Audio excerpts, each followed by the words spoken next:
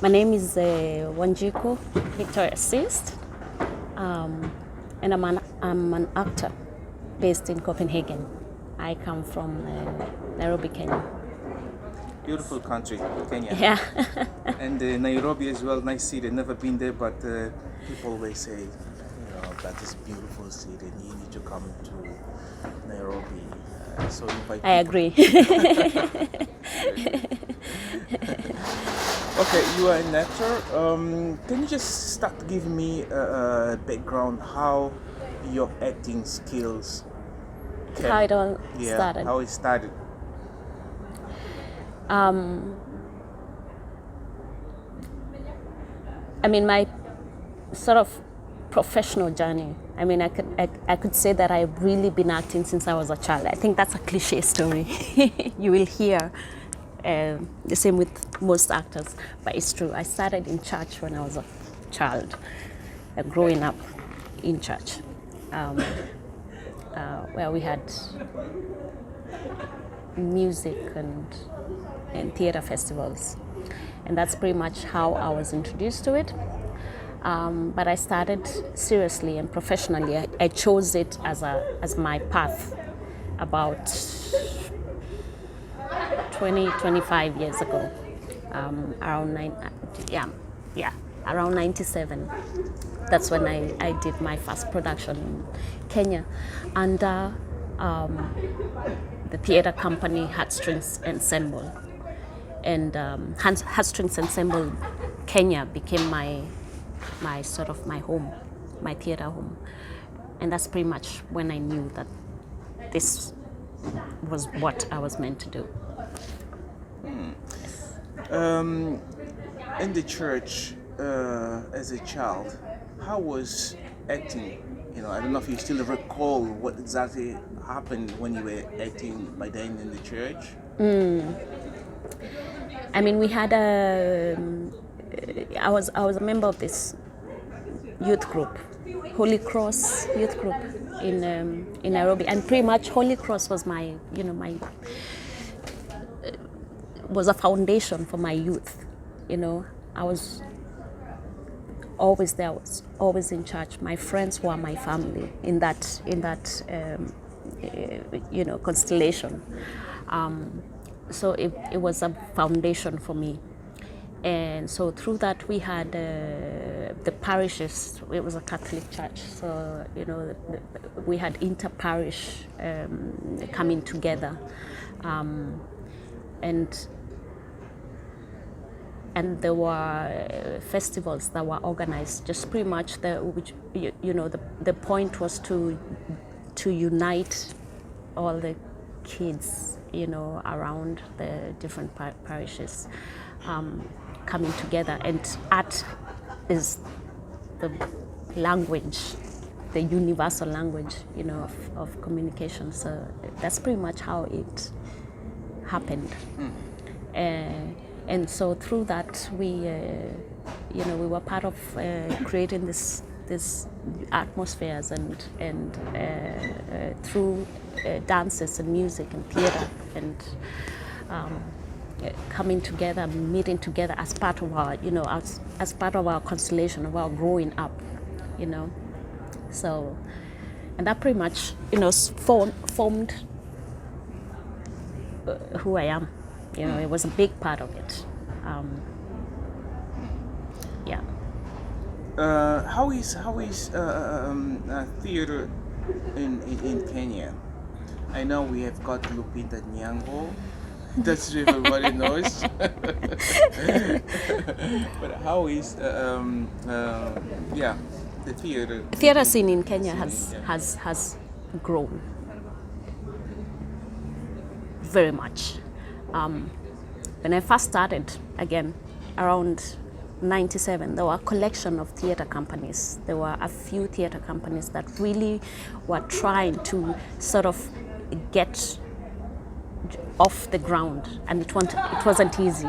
There wasn't much support from society, from the government, and we were working on our former generations, footsteps. The people who've been in theater in Kenya in history, way before us, and so we were pretty much sort of following their footsteps and pretty much trying to establish theater.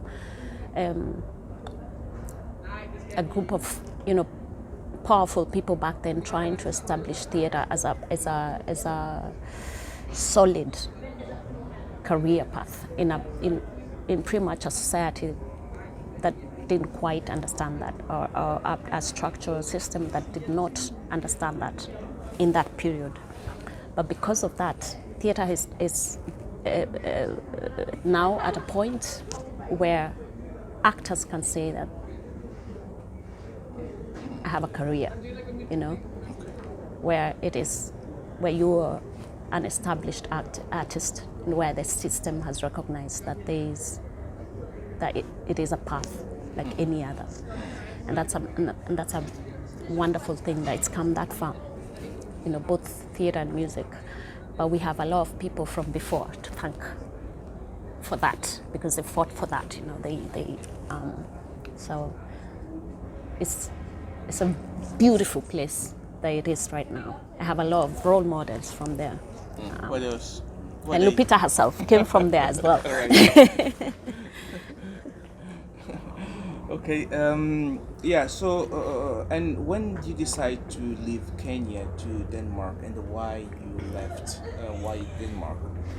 I actually left Kenya in the beginning. The first time I left Kenya, I went to Ghana for an exchange program, and by that time, that was. Tell us this exchange program. What was this kind of exchange program? Yeah, I was working at that time under, like I said, Hastings Ensemble, and in that period we had done a few productions in collaboration with the British Council. And at some point we had this, or the British Council, which was like. The British Council was like our boss, so the employer, you could say, and they had organized a workshop in which several theater directors from all over Africa came to inspire artists in Kenya, and the theater directors from different parts of Africa. And one of them was one Selete Nyomi, who came from Ghana, where he had started an art company, a performing arts company in Cape Coast, Ghana. It was through him that I got an invitation to Ghana as an art exchange student, where I was to stay in Cape Coast for around 6 months. That's how I came to Ghana. That was my first time out of Kenya, actually. And from that, after that, I had the time in Ghana, and then I came back home, and I continued with the path, you could say, a few more productions, and then it so happened that this talent agent from the US was visiting Kenya, and she came to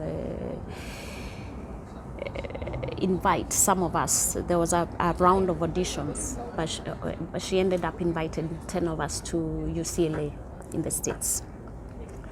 And so that's how I came to the US, where I lived for 5 years.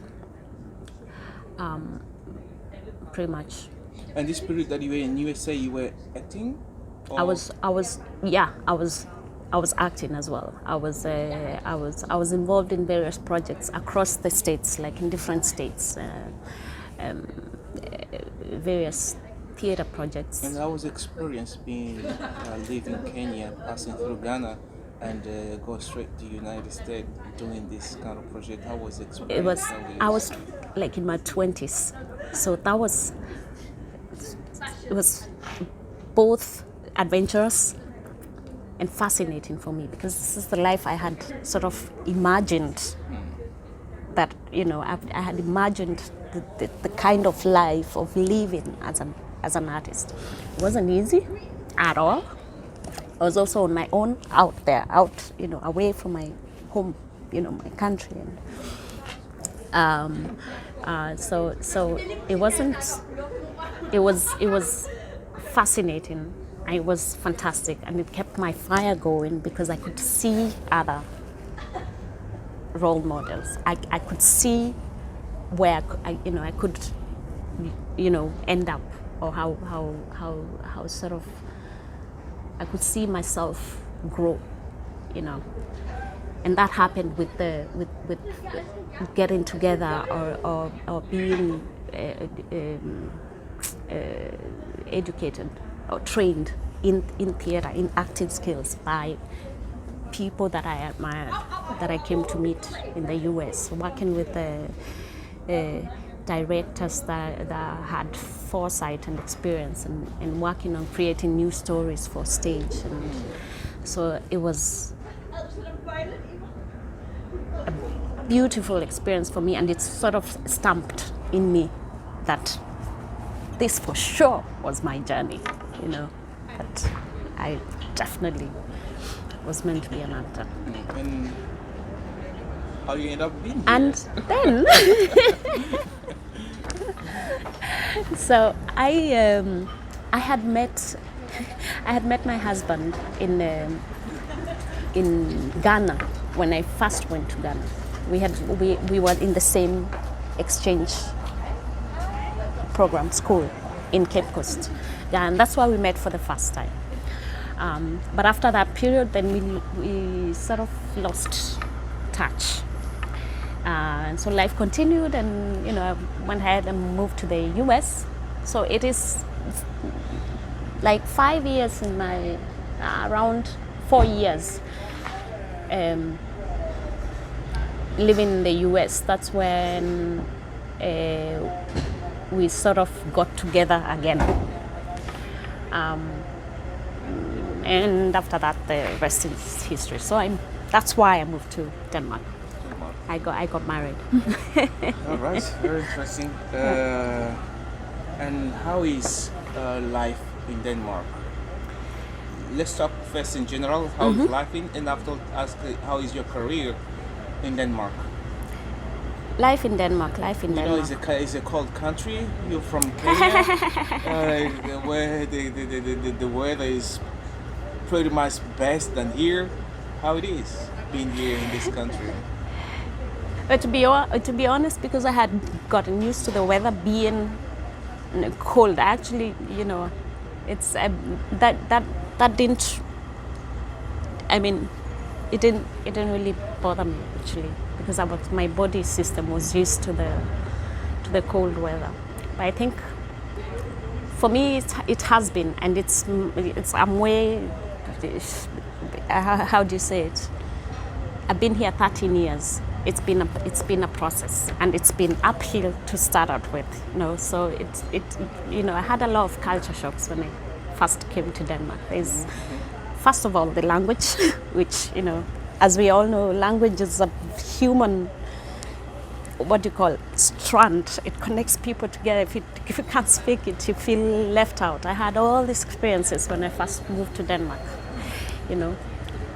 That coupled with just pure cultural experiences that I sort of had to tune myself to. A bit of frustrations maybe coming from outside, and that happened after I understood the language. So now I understood the language, and I was, oh goodness. There are a lot of things that sort of riled up in me. But theater has made it. I go back to it. But it's true that has given me a platform to sort of speak, So talking about theater in Denmark, you still is an actor, right? Yes. How it is being an actor in a country where special language is I call it barrier. Yeah. Where I've got a problem still to deal with 5 Danish in a conversation. You on the stage. How it is? Yeah. Well.